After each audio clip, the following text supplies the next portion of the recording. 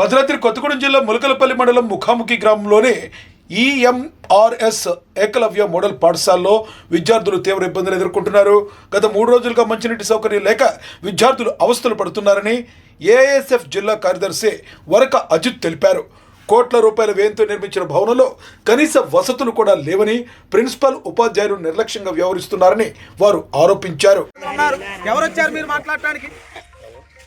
అసలు రెస్పాన్సిబిలిటీ ఉందా మీకు విద్యార్థుల పట్ల?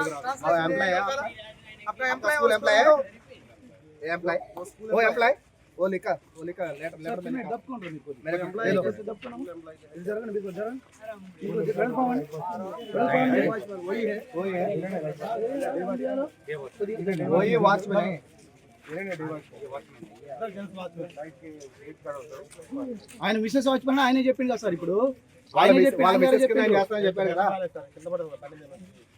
విశేష వాచ్మెన్ ఆయన చెప్తున్నారు వీళ్ళు దానికి ఆన్సర్ చేయండి सर.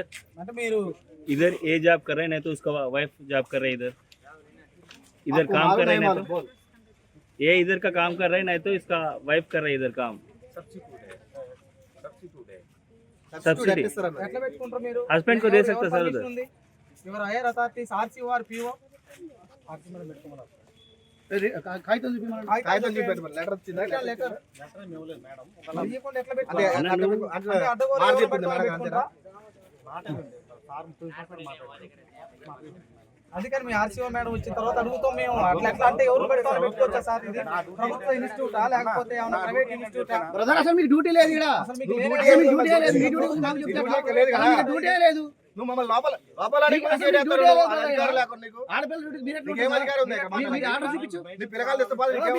వాళ్ళు మాట్లాడతారు వచ్చే అటవేంది పిల్లగాలు బెదిరిస్తున్నావా?